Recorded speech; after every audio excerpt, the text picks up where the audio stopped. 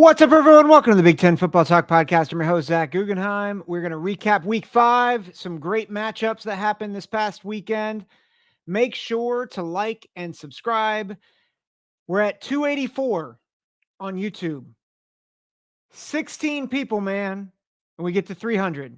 You guys are the best listeners out there. I appreciate y'all. Let's get this thing to 300. So if you're listening for the first time, if you're listening on Spotify, first of all, follow on Spotify. But then go over to YouTube, smash that subscribe button, hit the like button, get that algorithm going. We are so close to 300, man. So let's get it going. So appreciative of you guys. Follow us on X. Just reached 1,000 on X. So follow me there as well. Instagram, Big Ten Football Talk. And of course, you can always email me at big10footballtalk@gmail.com. So we are excited because this was a heck of a weekend for football. There was a big game in Tuscaloosa. You may have heard about it. It's Georgia, Alabama. I'm not going to talk about that game other than the fact that, Alabama was making light work and then Georgia came back. And then Ryan Williams was one of the best freshman receivers we've ever seen. And we're going to talk about another great freshman receiver. But it certainly is interesting. And we'll probably go back to that data point for the national perspective all season in terms of Georgia and Alabama because of their schedules, because of, how good are these teams really. But I think, it's amazing that we had that game out of conference, but I thought we had some really good games in conference this week. So excited to cover those. That's what I watched as I've watched cut-ups or I watched the whole games of all these games. And we had some good football this weekend. So I'll start with Friday night. Rutgers defeats Washington 21-18. That was on Friday night on Fox. And I think there is a lazy narrative about this game.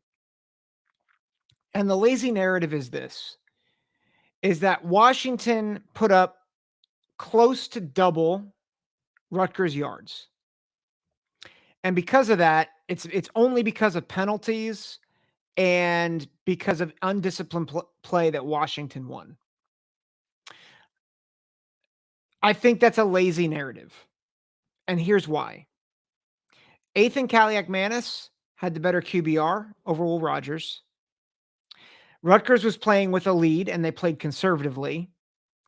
And Washington was playing catch up for the entire second half. And so it makes sense that Will Rogers had a bunch of passing yards. If you look at the first half stats, it was fairly even. Rutgers was still down about 30, 40 yards from Washington. Not nearly the disparity that it was. It was ultimately, I believe, 521 to 299 was the yardage breakdown. But I don't think that tells the whole story. Obviously, the undisciplined play tells a lot of the story. But I think the reality is Rutgers played smart, sound, complementary football throughout the game, right? They got ahead 2 scores. They sat on a lead. They said, we're not going to we know who we are. We know what our game plan is, and we're going to stick with it. And the reality is Washington, they may know who they are, but they are undisciplined. And so basically Rutgers said, we know who you are. We know who we are. We're going to make you beat us. We're ahead. We're going to make you drive the field. We're going to make you do this. And they couldn't, whether it was missed field goals, whether it was the penalties, turnovers. Rutgers made Washington beat themselves. And that was smart. They know that Kaliak-Manis is good, not great. They know that he's not going to be an air raid type of guy. They know he's going to be steady. And his average wasn't great. 4.8 yards per attempt. Meh. Okay. But you know what? He converted several key third downs. I was really impressed by Kaliak-Manis in this game. I thought this game and the game past against Virginia Tech, I feel like he's really delivered and done what they've needed him to do. I want to talk a little bit about not Kaliak-Manis, about Kama Nungai and Jonah Coleman. Both those dudes are studs. I don't understand why Jonah Coleman only had 16 carries in this game because he was gashing Rutgers seemingly all night long. Like, I thought Rutgers did a good job of bend but not breaking, but I wonder how much they would have broken if they just kept feeding Jonah the rock. Like, I, I don't understand what Jed Fish is doing. I hope that when he plays against Michigan next week, he realizes he's got maybe one of the best backs in the conference, if not the country. Because this dude is a stud. 16 carries, 148 yards, 39-yard long carry. So I mean, it wasn't one long carry and then that was it. He was consistent. They did a good job. But I don't understand the decision making, taking the ball out of his hands. I thought Denzel Boston had a good game for Washington, 6 catches, 125 yards, 2 touchdowns.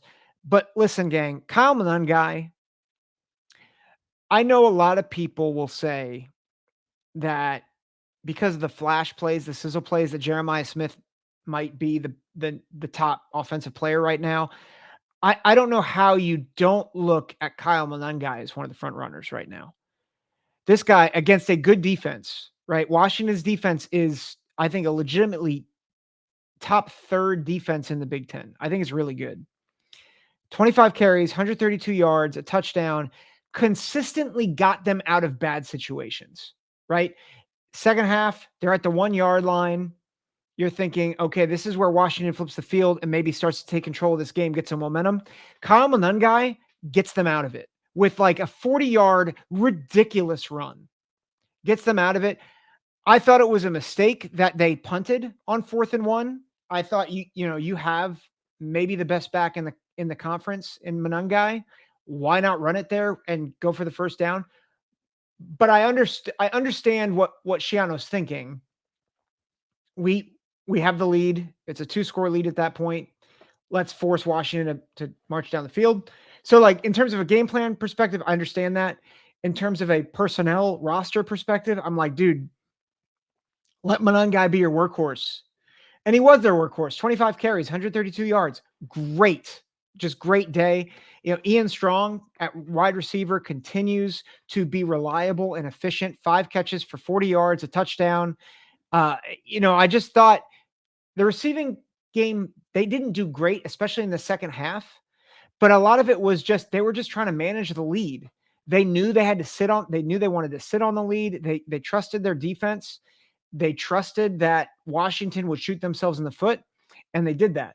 So overall, I think if Rutgers had to score another touchdown, I think they could have, but I think they chose to sit on the ball. And so for those of you who are looking at the score and be like, well, Rutgers got lucky. I don't know if I agree with that. I think they were evenly matched. I think Washington, from a yardage perspective, looked better on paper, but I think that was the game plan going in. I lean Rutgers next week against Nebraska. And part of that is seeing Nebraska play against Purdue. I think part of it is the reality that I think Rutgers knows who they are and they know their pathway to victory. And I thought they played it to perfection. Washington, on the other hand, I think their roster is really good. Like, I think they are a middle of the pack Big Ten roster, but their lack of discipline makes them a bottom half to bottom third team. And so if they can clean up the penalties, I like them hosting Michigan next week. I really do. But they've got to clean this stuff up, because you know who's going to let them make mistakes and shoot themselves in the foot? Michigan. They have no problem sitting on a lead and running you to death. So Washington, understand, teams in the Big Ten are smart. You got smart teams, smart coaches, and teams that can run the ball and take the air out of the ball. You've got to clean this up if you want to win games in this conference and in this league. So big win for Washington, 4-0 for the first time since 2012. Really, really good job. And they go in next week with a lot of confidence going to Lincoln for another big road game and a chance to go 5-0. We're going to move to the noon games on Saturday. So the noon games The first one we'll talk about. Sorry, I got a little distracted here. Not noon. I don't know which noon. It doesn't say here what the noon games were. So my apologies. I was about to go into noon and it had Oregon UCLA first, and that was not a noon game. That was past my bedtime. We'll talk about Oregon and UCLA. We'll talk about Big Ten after dark. I'll just go opposite. Sure. I thought Oregon clearly was the better team. I think we knew that. I think we knew it was going to be tough. UCLA offensively did not do much in this game, right? 7 of their points was a pick six of Dylan Gabriel. So offensively, they didn't do great. 172 yards. I thought Oregon's defense was great in this game. They were phenomenal. They got pressure on the quarterback. Jordan Birch was all over the field.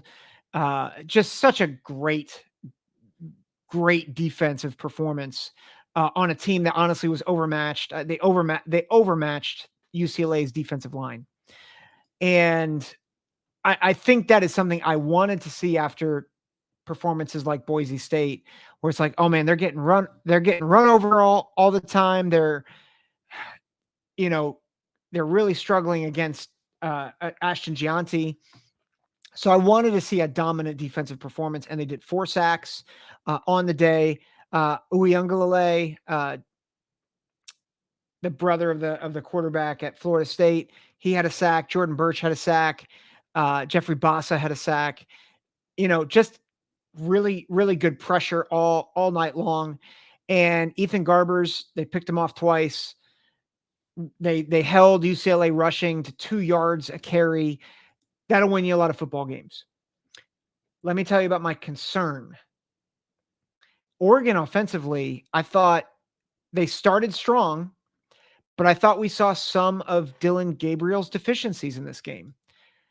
He wasn't super explosive. He did have the big pass play to Tez Johnson, a 52-yard touchdown pass.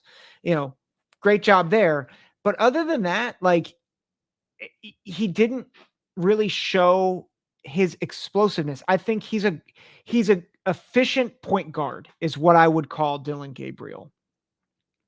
But I don't think he's the player that maybe some people thought he was going to be. I think he's good, but I thought they really bogged down after his interception. And you look at that third quarter, they really slowed down. And if UCLA was able to muster any offense at all, this game might have been a 1-score game in the fourth quarter.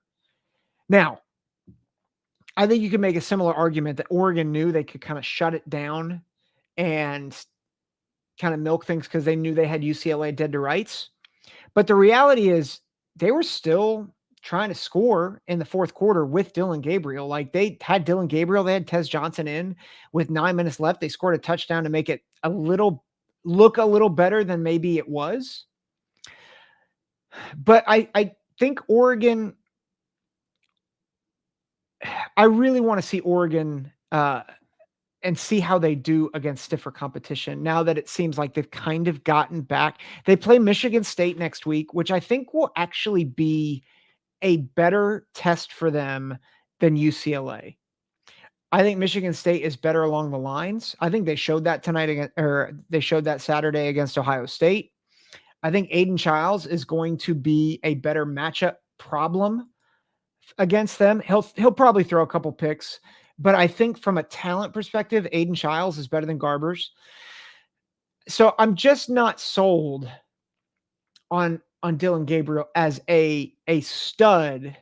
I think he's really good. I think he's continuing to put up really good numbers, right? 31 to 41, 278 yards, 3 touchdowns. So it's good.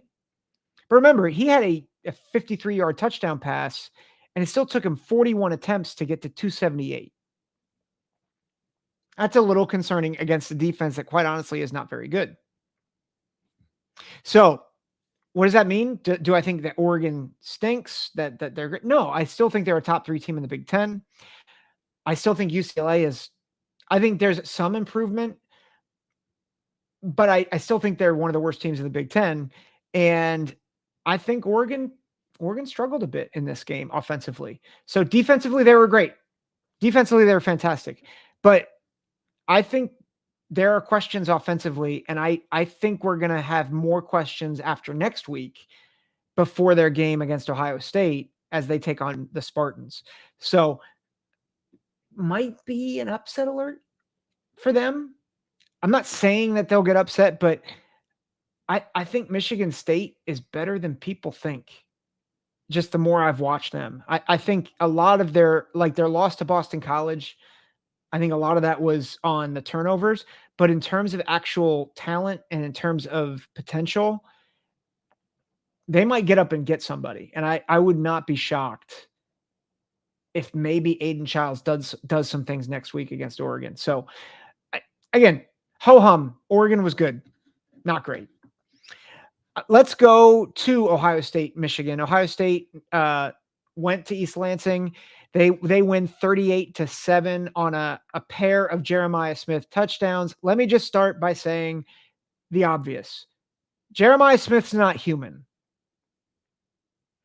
He is the best receiver I maybe have ever seen at Ohio State, and that's saying something.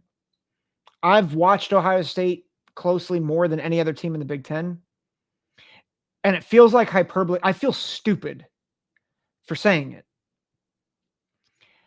But he is the best receiver I've seen. And he's not in terms of talent, by the way. I don't mean refinement or anything like I'm just saying pure talent. He's faster, his route running, his size, his speed. I mean, he's running away from people, and you're thinking, well, he's 6'3, 6'4, 215. Like he's trying to be more of a possession guy. No, he's running away from dudes. They're putting him in on an end around to score a rushing touchdown. What the heck is this? He's an alien, man. He is just so good. I mean, that play, and I just want to highlight too, TreVeyon Henderson has not had a massive role yet in this offense. He will, but I think the most carries he's had in a game, I don't know if he's hit double-digit carries in a game thus far. I think, his load, he's had 10 carries once against Western Michigan. He has 31 carries on the season. Remember, this guy was a 1,200-yard back in his freshman season.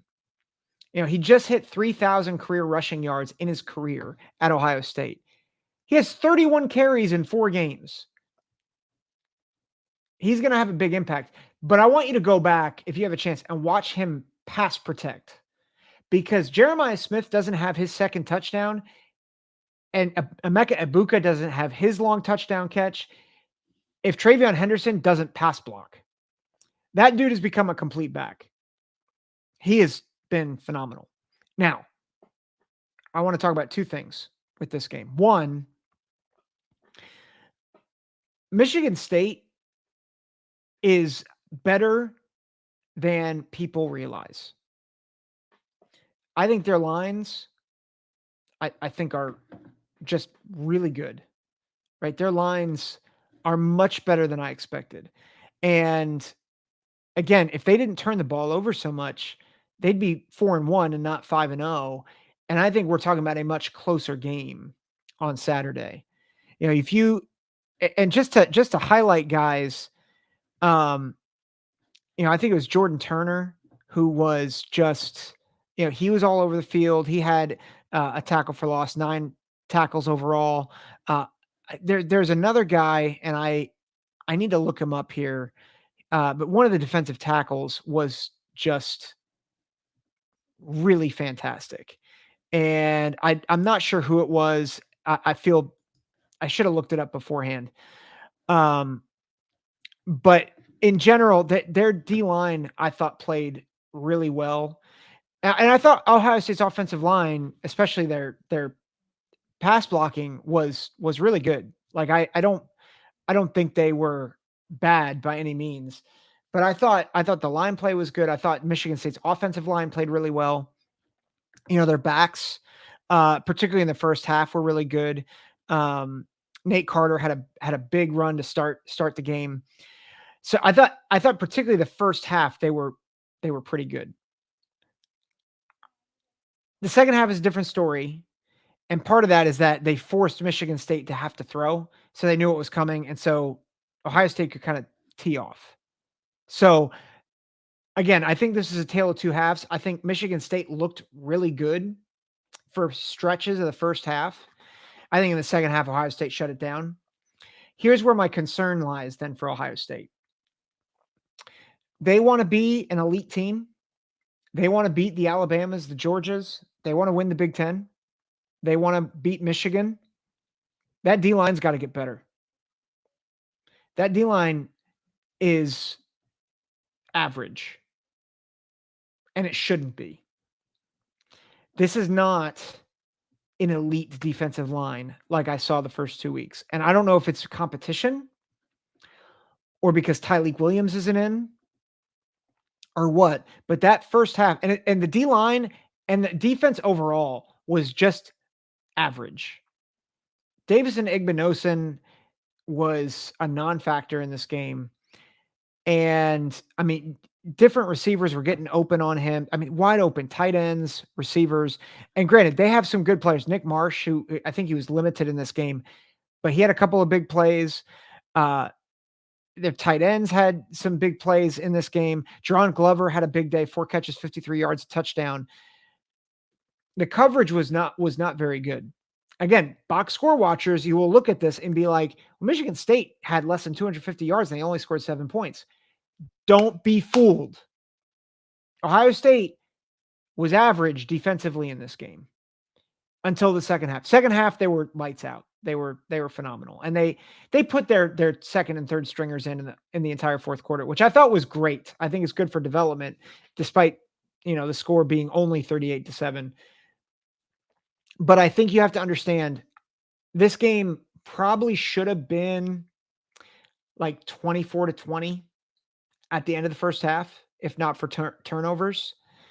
And a big part of that is because Ohio State's defense was average and Michigan State was taking advantage of it. I'll say one more thing. Aiden Childs, I saw people on Twitter giving him junk and saying, well, he's saying it's all about potential. That just means he's never going to arrive. Guys, if you're saying that, shut up. The dude's legit. Like, he can play. And I think the more that this team evolves and grows together, I'm not a betting guy. If I were, I would bet that they get at least one, if not two upsets in this next stretch. I just said I think they might put Oregon on upset alert. So just understand the Spartans, Jonathan Smith is doing a heck of a coaching job. And before you're like, well, but all the turnovers, can't he fix that? They're young. This is the reality, is that you've got raw, young players, but they're talented. They have more talent than I thought they would have. I think their win against Maryland bears that out. I think their near win against Boston College bears that out. And I think the way they played in the first half against Ohio State bears that out. This is a team, I would not be shocked if they pull off one or two upsets in the next few weeks. And this next stretch is brutal for them. But watch out. If anyone's playing the Spartans, watch out. That's my advice to you. Let's go to Indiana, Maryland. And I think Indiana played maybe the worst game they could have played. I thought Rourke, I called it. Rourke, 2 picks. And they were both in the first quarter. It was like he heard my podcast and he's like, Zach, I'm going to throw these in terrible spots for you just to prove your listeners right, or prove to your listeners you're right. But I thought there were times where their run defense was not sound, was not gap sound. I thought there were times that Rourke really forced things, and yet they still won by 14. They won by 14 despite the fact that Maryland had 0 turnovers and Indiana had 4. And let's be clear, it was 42-21. And then Maryland scored with, 2 minutes left in the ball game, 3 minutes left in the ball game. Indiana outgained Maryland by over 100 yards. Curtis Rourke was, he, aside from the picks, man, 22 of 33, 359 yards, 3 touchdowns. He's averaging over 10 yards a clip. That's like close to actually it's close to 11 yards per attempt. The running game was good. Not great, but I think that's something that I wanted to see is, can this team run the ball? And they did. Like Lawton, 19 carries, 93 yards and a touchdown. The receivers, Elijah Surratt, man, that dude is, he is physical. He's got an attitude. Just really, really good. And despite the fact that they allowed 400 yards, just remember they're playing against one of the better receiving cores in the country in Felton, in Prather. Prather had a good day, but they held Felton in check. Ty Felton, 5 catches, only 38 yards.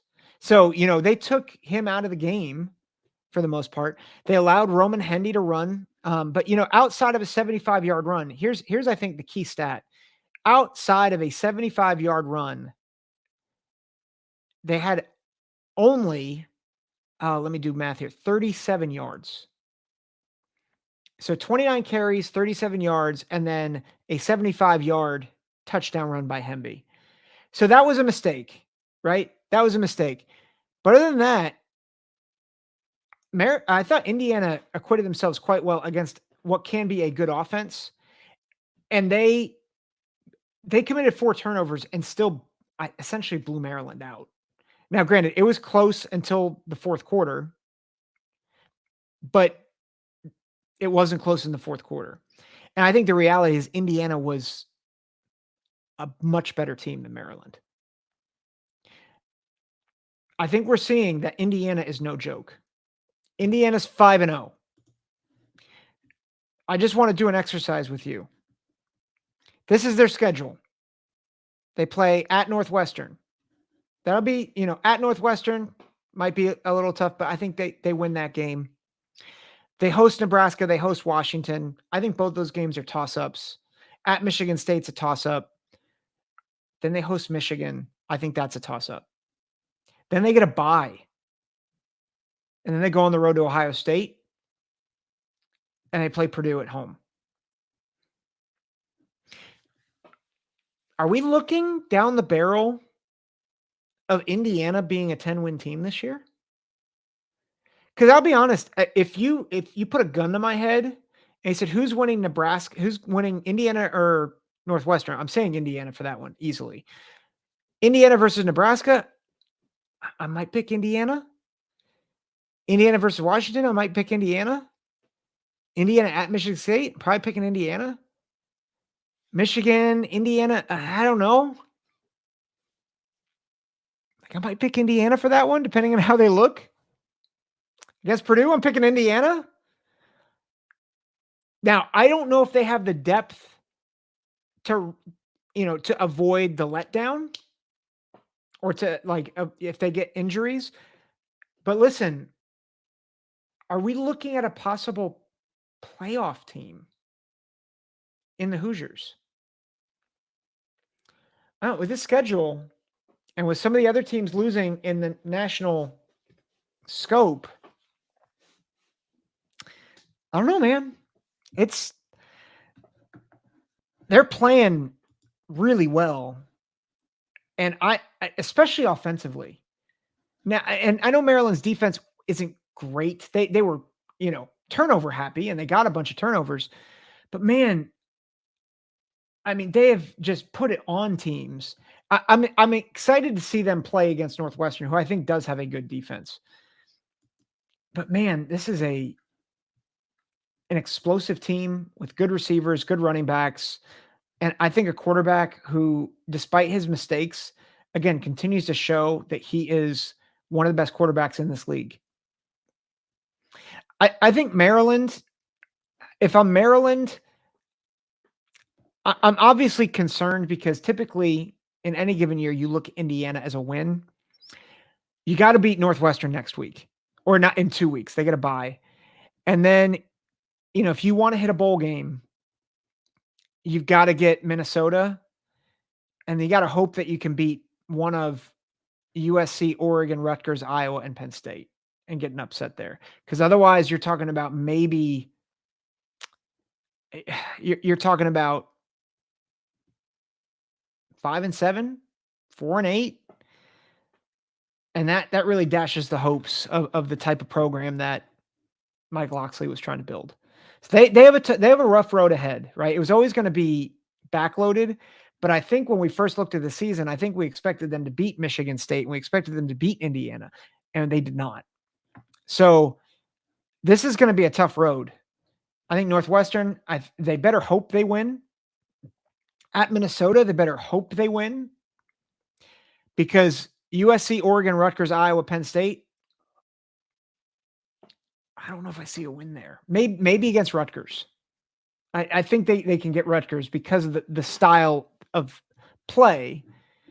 But even that, with the strength of Rutgers' team, I think being their back seven and their secondary, I don't know. It's a tough road, and I don't think the issue is the quarterback. I think Billy Edwards has been playing lights out, but I think the defense has been kind of feast or famine. I think the run game has stunk. I think their offensive line has not been great. So, tough road ahead. Let's go to Nebraska, Purdue. Man, I don't know what to make of this game. I watched it. I think Nebraska was a little flat after the loss to Illinois, and that matters. And I think I just don't understand. Like sometimes it kind of feels like Nebraska doesn't stick with the running game like they should. I also don't understand some of the Henrik Heinberg stuff. And maybe if there's a Nebraska fan in the chat or in the comments wants to tell me like why Harburg sometimes is lining up at quarterback. Like, listen, I get it. Raiola is a freshman. You want to like have different looks and whatnot. Can I just make a suggestion to Matt Rule? Don't overthink it. Let your quarterback be your quarterback. There's a reason why Henrik Harburg is not your starter. Like, stop running him. Stop doing this like special play stuff. Like, let Raiola play, and then run your offense. They were flat. I thought Hudson Card looked a little better for Purdue. That's not saying much. I mean, Purdue, though, from a penalty standpoint, I I I just don't understand, and I don't know how. I don't know how Ryan Walters keeps his job at the end of this year. Just the amount, and I get a lot of the penalties were on underthrows for pass interference calls. I get that. But like this secondary was supposed to be like the strength of this defense. And I mean, they keep committing penalties. They keep allowing big plays. And I just ugh. Neither team was clean. Neither team was clean. Nebraska had 11 penalties for 94 yards, including a unsportsmanlike conduct against Matt Rule. But man, I don't know how you as a team can have that many. I'm trying to find the amount of penalty yardage and I can't find it. But it was well over 100 yards for Purdue. I think it was over 150 penalty yards for Purdue. It's insane. You can't win games that way. Like you just can't. And I don't know like how Purdue prepared, but it just feels like they're unprepared and undisciplined every week. And while like Hudson Card was okay, he's still not the quarterback that I thought he'd be. Oh, I just saw that. I see the penalty yardage now. 13 for 165. If I just look at just look a little closer. Like 13 penalties for 165 yards. I mean, that's insane. They can't run the ball. 1.7 yards per carry. They threw an interception. I mean, it just in every way, Purdue got outclassed again. And it looks more respectable because Nebraska didn't score till the second half because they were flat and they missed field goals. But the reality is Nebraska was superior to them in every way. Purdue has a lot of soul searching to do. But if you're a Nebraska fan, I would just warn you, you got to hope that this doesn't happen again next week against Rutgers, because Rutgers will punch you in the mouth and you'll be down 14-0 quick. So Nebraska is lucky. It was 21-10, and then they got a pick six. This was not, from a score perspective, Purdue was in it till the end, regardless of the score, regardless of the yardage differential. And so understand this was a rough outing for Nebraska, and they have got to do a better job as they return home against the Scarlet Knights. Otherwise, they're going to get beat again. So, again, it's a good Rutgers team. It really is. Let's move to let's get to 3 games left. Let's go to Wisconsin USC. Wisconsin against number 13 USC. Now I believe USC is number 11 in the AP poll. This was just an odd game, and I think USC, they turned the ball over a couple times in the first half, and so Wisconsin was able to get a bit of a lead, right? You had the 63-yard pass from Braden Locke. You had a couple of big runs from Towie Walker, 18-yard run, 4-yard run, got it to 21-10. And you're thinking, oh man, like this is Wisconsin could do something here. Like Wisconsin's playing pretty well. Now all of a sudden in the second half, it was all USC. USC adjusted.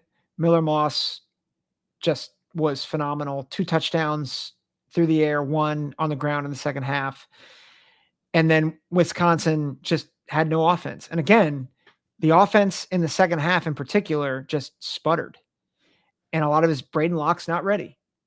Braden Locke had a good first half, and then he was not ready to take on in the second half. If you look at the second half and their drives, first drive, -7 yards. And then they muff a punt. So then USC gets the ball back. So -7 yards, muffed punt, 47 yards and a turnover on downs, 3 yards, 16 yards, and then an interception touchdown on a drive that took 2 yards, and then 6 yards on downs. So if you total that up, how many yards do they get in the second half? Less than 100. And actually, I can do this fairly easily. It's 40, 43, 59, 61, 67. And they had, let's see, 3, 4, 5, 6 drives. 6 drives, they average 11 yards a drive. And 47 of those came on 1. It's so bad in Madison right now that former Wisconsin players are calling out and saying, you guys got to go back to the Power I. Something's wrong with the culture. I've been saying it. I don't love it, but Fickle's not the guy. Now, let me talk about USC for a minute. And this, I think USC and Michigan are tied because of the game last week. And I'll talk about Michigan in a minute. USC and Michigan are not as good as the rankings suggest. Right? They shouldn't, if they're an elite team, they shouldn't be struggling with Wisconsin. But the reality is Wisconsin came out with their hair on fire. And if they hadn't shot themselves in the foot, this game's a lot closer, right? It's 38-21. It's 21-10 at half. If they don't muff a punt, if they don't throw a pick six, if they don't turn over on downs, like this is a team that actually might have upset USC if they had played a clean second half, regardless of how bad they were offensively. If they just avoid turnovers, this game is probably a lot closer, if not an upset. USC is lucky. Now, I think part of that luck is self-generated, right? Like you sometimes you create your own luck. Danton Lynn, I don't want anyone to hear me say this and be like, well, Danton Lynn isn't doing anything. Danton Lynn's done a great job. He has made them much better on defense, much better on defense. But again, you have to realize that this team, they're a mid-tier. They're like in that 4 to 10 range in the Big Ten. They are not in the top three, and there's a big drop off after three. There really is, and you have to understand if you're a Trojans fan, it's. I think Penn State, Penn State going on the road to them, that's going to be a tough road, or that's going to be a tough one. But they have a chance because Penn State goes on the road. They typically don't do well on the road. But I think you have to understand that USC still has they have a lot of warts that they're covering up with a really good quarterback and a really good receiving game. Jacoby Lane, great game, 2 touchdowns. Miller Moss, one of the best quarterbacks in the conference, easily. Woody Marks playing really well. But this team has to continue to progress, particularly on the lines. I keep saying it. I think, I think they have a tough game against Minnesota next week. And I don't think Minnesota's great, but I think seeing what Minnesota was able to do against Michigan, like you have to understand, Minnesota's going to want to run the ball, and I think they will.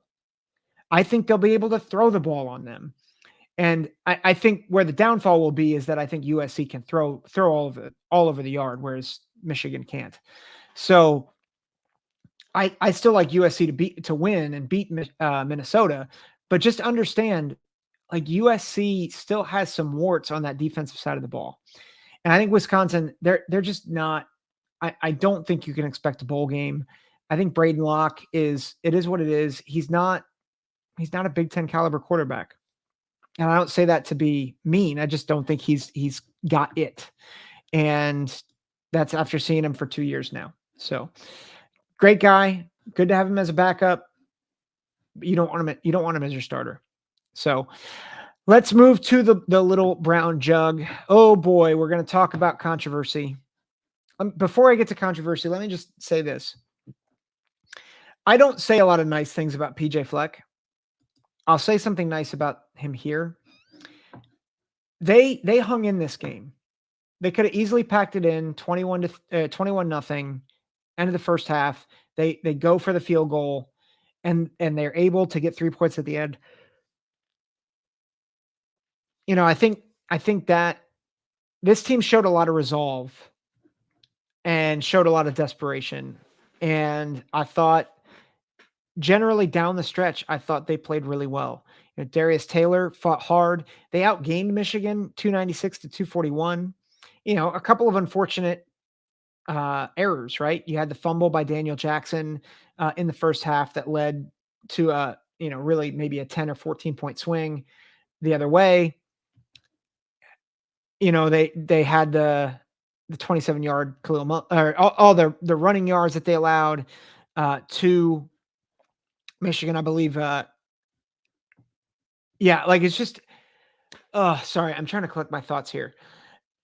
I think Minnesota blew some opportunities in the first half, but they were solid in the second half. Brosmer, I thought, played well. I thought the defense for Minnesota really keyed in on Michigan, and they only allowed 6 points, 3 points apiece in the second half quarters, and so I thought they did a good job. And while Khalil Mullings had a couple of big runs, right, they held him under 5 yards a carry. So I think Minnesota actually played well enough to win in the second half. The problem is it was the unforced errors in the first half. And you got to give credit to Michigan there, right? Defensive line made things really difficult for Brosmer and for Daniel Jackson. Like Daniel Jackson, they stripped that ball from him. He as a captain, as a leader on this team, he can't do you can't fumble the ball there. But you also got to give credit to Michigan, right? So props to Michigan for holding on. Props to Minnesota for fighting back.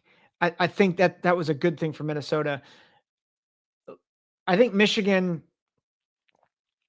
I think if you are a Michigan fan, you have to be concerned because while Alex Orji did have, I thought they developed a little bit of a passing game for him that was effective in spurts, right? He's still only 10 of 18 for 86 yards, right? Less than 5 yards an attempt, less than 100 yards passing total.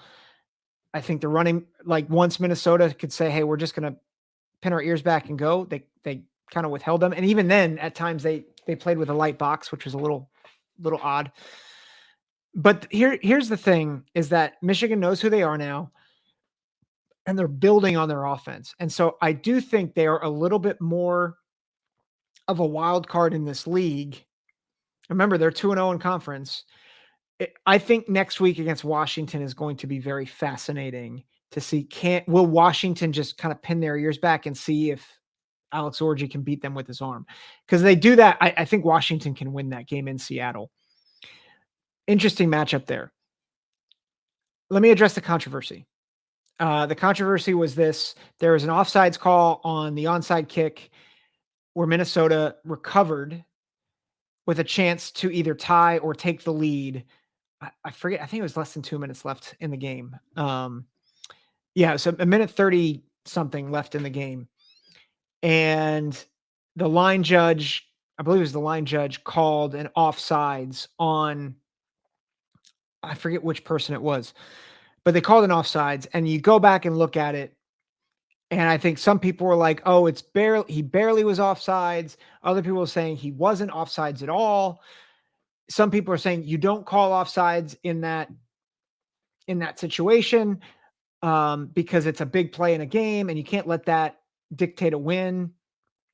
Other people are like, of course you call that, of course, depending on who you root for, probably depends on what you think. My take on it is this. One, Minnesota, don't rely on that to win a ball game. Like, don't be in a position where an official can dictate whether you win or lose a game.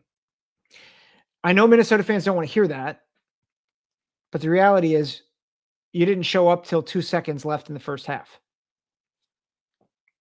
You got to blame at some point you got to blame yourselves for that. We said this, what we talk about Iowa, Minnesota and all that stuff a year ago, but the reality is you can't complain about the refs. I think the way I think about it is this. I think from the TV copy, I don't think he was offsides. But I didn't see a down the line shot. And I wasn't down the line like the official is. And I get the whole argument that in this spot in a game, you don't call something unless it's egregious. But I get blue in the face talking about replay and how replay can only overturn something if it's indisputable evidence. I think I would be inconsistent in saying you don't call, if it's a big moment in a game, you don't call something unless it's egregious. I think if that line judge saw him cross the neutral zone or the line of scrimmage, he has an obligation to throw that flag. As much as it stinks, he has an obligation to do it. And so I didn't see down the line. I saw a TV copy, which maybe is down the line, maybe is not. I didn't see it, but I'm not that official. I also get people were tagging me post game this crew is terrible. There are some Big Ten crews that are terrible. I don't think you can nail them for that call. I think it was a tough call. I think it's one of those calls where you're like, yeah, maybe not. I don't know. At the end of the day, you got to live with it. And, Minnesota turned the ball over twice. They had every ability to really be ahead in this game and not have to do an onside kick.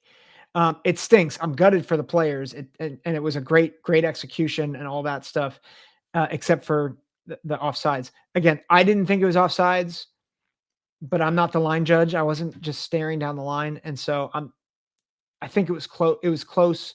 And I think if he thought somebody crossed the line of scrimmage, you got to call that. Like if the shoe were on the other foot, I think you would say, yeah, I'd want that called. So I think I think it's a very hard decision, and we don't know because we aren't down the line. So that's my thought. Let me just go lastly to the biggest game, I think. Illinois, Penn State. I finally picked Illinois to lose where they actually lost. I'm sorry, Illini fans. I thought I was doing you a solid by picking them to lose. Uh, this game was not as close as the score said. And I don't say that to malign Illinois because I think Illinois is really good. I think Altmaier was a big reason why they were in the game until late. But if you again, I think Penn State missed several field goals. They made a couple of decisions on fourth down to go for it where they probably didn't need to. And they still won 21-7. Now the game kind of played out the way I thought it would, right? Like it was close all throughout, and then Penn State iced it with a minute 55 left. It's kind of how I thought it was going to play out. I thought it was going to be close throughout. But I think Penn State was dominant on the lines. They were just very good on the lines. You know, you look at the box score, just look at the running stats. Penn State, 43 carries, 241 yards, 5.6 yards a carry. Illinois, 32 carries, 34 yards. Now, some of that was sack yardage. I get that. But man, this was a dominant performance. Abdul Carter, 2 sacks. Kobe King, a sack. Zane Durant, a sack. Tony Rojas, half a sack. Denai Dennis Sutton, a sack. This Penn State D-line is for real. I know Kobe King and Rojas, they're not D linemen, but my point remains. This defense is legit. They're really, really good. And it's a credit to Penn State's defense that they won by double digits and they held Illinois to 7. Because I think Illinois has a good quarterback. They have good receivers. But man, their D-line they wrecked them. And this is the reality. Penn State right now is the second best team in the Big Ten. And I'm not so sure that it's a significant difference between them and Ohio State right now. I'll tell you right now, I would take Penn State's D-line over Ohio State's. Now, that's without Tyleik Williams in. Tyleik makes a world of difference. But this defensive line is nasty, guys. It is. And nobody on their schedule except for Ohio State right now, I think, has the ability to stop them. Like you go down the line and you look at their schedule and the rest of the way. They get UCLA next week. Then they travel to USC. And then they go to Wisconsin.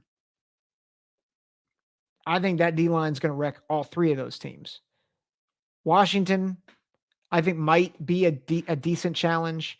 But then they get Purdue, Minnesota, and Maryland. Buckle up, boys. This D-line is going to wreck some people. And the only team that I think is going to be able to match up well, and I'm not even sure about this, is Ohio State. And I like whether it's Abdul Carter or Denai Dennis Sutton, whoever lines up over Josh Fryer, I like that matchup for Penn State. So what does this mean? Well, I think for Penn State, I think their path to the playoff is just rock solid. Now, I will say one thing. I do think Drew Aller showed a bit of his weaknesses in this game, right? Only 135 yards passing. Tap dance a little bit too much, throwing off his back foot, some massive underthrows. I thought there were times he just did, like, he looked like sophomore Drew Aller, right? That could come back to bite him, especially against Ohio State. But man, when you got a running game like that and you've got a D line like that, that cures a lot of ills. cures a lot of ills. I think they can win a lot of rock fights in the Big Ten. Illinois, I think for them, for one, I don't think they should hang their heads, right? I think Penn State's a top 7, top 8 team in the country, right? And I think Illinois is a top 20 team in the country. So they have, I think, a bye week and then Purdue to kind of get right before a pretty rough stretch, Michigan at Oregon. And then I think probably a stretch that kind of defines their season, which is Minnesota, Michigan State, at Rutgers, at Northwestern. I think from Illinois to see this as a successful season, they got to win 3 out of 4, if not all 4 of those. I think 3 out of 4. I think that Rutgers game really is a toss-up with them. And I think Michigan State is probably more of a toss-up than people want to admit. But I think they beat Purdue. That gets them at 5-1. And I think Michigan's a toss-up. Right. And maybe even Oregon, although I think Oregon is probably more in the range of Penn State. But the reality is this loss, I don't think means a ton for Illinois. Like, I think they have their goals still out in front of them, which is, be a dark horse playoff contender and maybe get to 9-10 wins. I think they certainly get to a bowl game. Like, and I think, talking with Ryan from Keeping It Orange and Blue, he said that's the bar before the season. I think they're going to clear that bar easily. And big reason why: Altmaier, Bryant, Franklin, that defense, they're going to make life a nightmare for a lot of teams. And I think that includes Michigan. I think that includes Oregon. I think those are going to be tough games. I think it's going to be a tough game for Rutgers when they play Illinois. So nothing bad to say about Illinois other than I think they ran up against potentially elite team in the country and got beat. And that happens. So I've gone way longer than I expected. Let me do my power rankings real quick, and then we will do my playoff bracket, which saw some movement. Let's do power rankings first. Purdue, dead last. Northwestern, 17. UCLA, 16. Wisconsin, 15. Minnesota, 14. Maryland, 13. Michigan State, 12. Washington, 11. None of that changed from a week ago. Because quite honestly, I didn't really see anything that made me think those teams should shift. Like, I think you could make a case for Michigan State and Washington flipping, but I think you got to give credit to Washington keeping it close with Rutgers, and I think Jonah Cole, they have pieces that the other teams don't. Right? I think same thing with Michigan State. I think Aiden Childs, once he figures it out, elevates them above everybody else. So I like that order for those teams. 10, I dropped Iowa. I think, and part of that is we're going to get a good look at Iowa next week against Ohio State. And I think Iowa's had one good performance, one maybe more complete performance, and that was the second half against Minnesota. I want to see more. I think that game against Ohio State is going to actually be really helpful to understand what both teams are, or who both teams are. 9, I have Nebraska. 8, I bumped Rutgers from 10 to 8. I think you got to give credit, one, for them holding a 2-score lead over Washington for much of the game, but then also they beat Virginia Tech on the road, and Virginia Tech took Miami to the limit. They probably should have beat Miami. That's a call that I will go to war on, far more so than the offsides call, because the officials legitimately got that wrong. So good job, officials. Way to let Miami continue to believe that they are a contender for the playoff. Good job. I guess I really can't talk about Miami that way as an Ohio State guy, but alas, I will. Illinois, 7. I don't think you can punish them for losing to Penn State. I just think you can't. And I honestly, I don't know whether to put Illinois and Rutgers above USC and Michigan. I have them below them, but I have USC and Michigan 6 and 5 respectively. Here's my big jump of the week. Indiana at 4. Now, it might be it might be a little premature. And I admit that. I admit that. But I think it was telling that they played what I thought was their worst game of the season by far and still was up 42-21 with 3 minutes left in the game against Maryland. They had the best game against UCLA out of LSU and Oregon and them, which I think is telling. I think Curtis Rourke is one of the best quarterbacks in the league. I think their defense is better than people are giving it credit for. I think their offensive line is better than they're giving it credit for. I think their running game is better than they're giving it credit. People are giving credit for. This Indiana team's really good. And I wouldn't be surprised if they drop at some point and they lose a couple games that they might be favored in. But I just want you to realize I think Indiana is for real. Kurt Cignetti is doing a heck of a job easily. I think between him and Brett Bielema, those two are easily the top two candidates for Big Ten Coach of the Year. Number 3, I slide Oregon down. Again, I just think they look like they're lacking something. I think their offensive line has been good. I think Dylan Gabriel's been good. I think their defense played really well against an overmatched opponent. I think we're gonna see more of who Oregon is next week against Michigan State, if I'm honest. So I've got Oregon 3. I think Penn State's 2, and I think Ohio State is 1. But I'm skeptical about this D line, and I think we're gonna find out a lot as they face Caleb Johnson and I think a pretty good Iowa offensive line. We're gonna see how well they do stopping the run. My playoff bracket, number 1, Texas. I know Alabama just beat Georgia.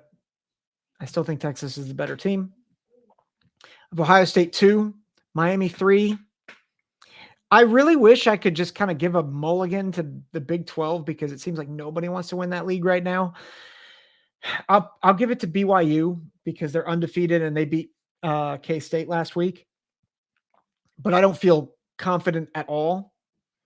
I don't have another Big 12 team making it.